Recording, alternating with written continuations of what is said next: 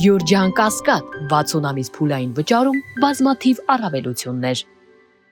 Հարգելի գործընկերներ, ես այսօր հանդես եմ գալիս որպես փաստաբան,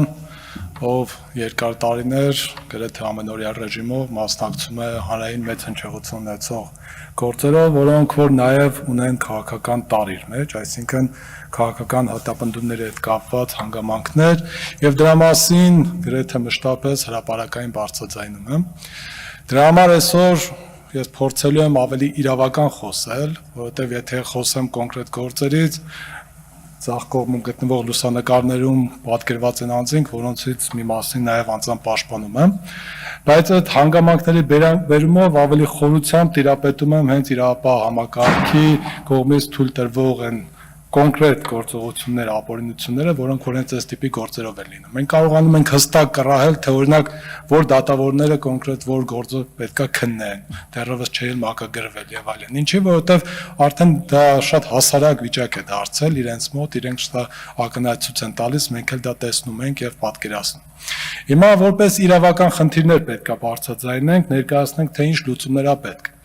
Մենք անդադ խոսում ենք հայտարարություններ, ինչը միանշանակ պետք է, բայց գործնական քայլերը կարծում եմ պարտադիր պետք է առանցքային լինեն։ Եթե իշխանությունն է անում քաղաքական հետապնդում, ուրեմն ցանկացած գործողություն, որը ուղղված է լինելու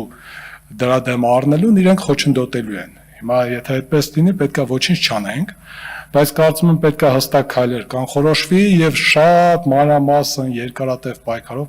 փորձել դրան հասնել։ Հիմա տեսեք, քաղաքական բանտարկյալը ով է։ Իրավական ձևակերպումները շատ է տրվել, ես հիմա օրինակով եմ ասելու, անձով չէ, ուղղակի իրավիճակ։ Ինչ որ մեկը քննադատում է իշխանություններին, անմիջապես իշխանության տարբեր ներկայացուցիչների կողմից ամենաբարձր մակարդակով սկսվում է պիտակավորումը, ձևակերպում է, որ դա հանցանք կատարած անձ է, եւ միանգամից իրավապահ համակարգը քրեական վարույթը նախաձեռնում է, մեղադրանքը ներկայացնում են դատարան կալանավորման։ Հետո կալանավորվում է, հետո երբ որ մեղավորը ճանաչվում դատապարտվում է, եթե համատականը տանում ենք, տեսնում ենք, որ այն անձինք, ովքեր որ քաղաքական չեն,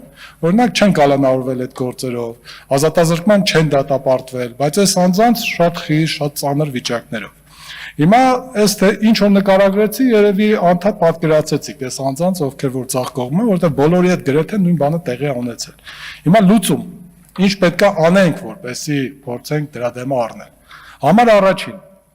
օրինակ խնդիրը կալանքներն են, չէ՞, հիմնականը, որովհետև դեռևս մեղադրանքը կա, կալանքը չկա, չեմ կարծում, որ այդ աշխարհի խնդրը մեծացա։ Կալանքի համար, որպեսզի դա լինի լուծում, պետք է փորձել հասնել նրան, որպեսզի միջդատական վարույթի ընթացքում կալանքների քննություն լինի դռնբաց ռեժիմով։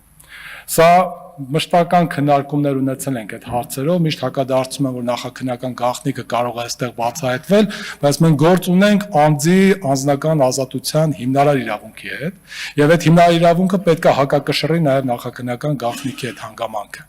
Հիմա եթե օրենսդրական նախաձեռնություններով հանդես գան, օրինակ եթե խմբեր ձևավորվեն, ովքեր որ կոնկրետ թիրախային այս հարցով անընդհատ փորձեն տարբեր գործողություններ կատարեն, մի օր կարող է այդ ճեղքումը լինի եւ մենք հասնենք նրան, որ հրապարակային լինի։ Ինչ կլինի հրապարակայինի դեպքում։ Մենք գնում ենք դատարան, այն քննիչներն ու դատախազները, ովքեր որ մեղադրանքը ներկայացնում են, գալիս են խայտարակ են լինում դատարանում, բայց այդ խայտարակությունը տեսնում է միայն դատավորը, տեսնում է մեր պաշտպանյալը, տեսնում ենք մենք ու հանրությանը դուրս են գալիս ներկայացնում, բայց դա մնում է այնտեղ պատերի արանքում եւ դատավորն էլ քանի որ իրենց նման է, որտեղ հանձնարարություն է կատարում, մնում է այն ինչ որ ունենք։ Հիմա եթե լինի դռնբաց եւ այդ ամբողջ խնդիրը հենց առաջին իսկ պահին ցույց տան իրենց փաստարկները եւ մենք մեր հակափաստարկները, կարծում եմ որ սա կլինի մեխանիզմ, որ ամեն մեկը իր գործին ավելի պատշաճ կվերաբերվի, նույնիսկ գոնե ամոթի նշանը, գոնե, այսինքն ամեն ինչ չեն անի, կփորձենք գոնե որոշակի առավել հիմնավոր բաներ ներկայացնել։ Իսկ այս պարագայում մենք տեսնում ենք, որ ոչինչ չեն ներկայացնում, բայց կալանքը տեղի ունենա։ Սա առաջինն է, որի մասին որ պետքա կոնկրետ առարկայական մտածել։ Երկրորդը, տարիներ շարունակ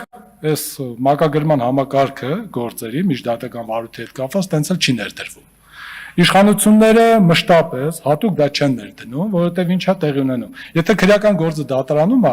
դա ասում են, որ մակագրումով կատարվում է համակարգչային եղանակով, բայց միջդատական վարույթի ընթացքում, երբ որ կալանքի մասին ենք խոսում, դա դատարանի նախագահն է մակագրում։ Ինչ անում դատարանի նախագահ, ում ուզում է նրան էլ մակագրում է։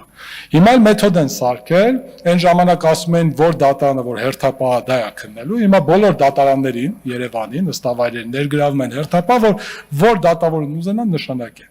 Հիմա այս պարագայում, եթե մենք կարողանանք միջազգային կառույցներին, դոնոր կազմակերպություններին դիմելով, չգիտեմ, տարբեր եղանակներով ֆինանսավորումը ստանալ, իշխանությունը չի կարող ասել, որ ֆինանսական միջոցներ չկա։ Փորձել հասնել դրան, որ այս համակարգը ներդրվի եւ դրանից հետո գոնե, բայց այստեղ մի հատ նրբություն էլ կա։ Ես ուզում եմ հիշեցնել, որ Վարչագույն դատական խորհրդի նախագահ Գագիկ Ջհանգիրյանը, նախկին նախագահ, ժամանակին հայտարարություն արեց, որ այդ համակարգչային ծրագրում միջամտություններ են տեղի ունեցել, դրա համար արգրավել էր ԱԱԾ-ն, որ փորձաքննություն արվի եւ այլն։ Որովհետեւ երաշխիք չկա, որ նույնիսկ այդ համակարգը ներդնելուց հետո իրենք այդտեղ միջամտություն չեն անելու։ Դրա հակակշիռը ինչու եմ առաջարկում,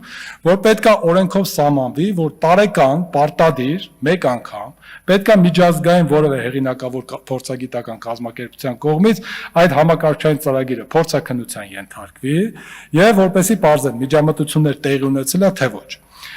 Եթե սա օրենքով պարտադիր լինի, ապա միանշանակ կպարզվի, որ այլևս միջամտություններ տեղի չեն ունենա։ Հետևաբար ես առաջարկում եմ, որպեսի համապատասխան խմբակցությունները կոնկրետ այս ուղղությամբ հանձնախմբեր ձևավորեն եւ թիրախային աշխատանք կատարվի, որպեսի գոնե առարկայական քայլային լուծումները տեղի ունենան։ Շնորհակալություն։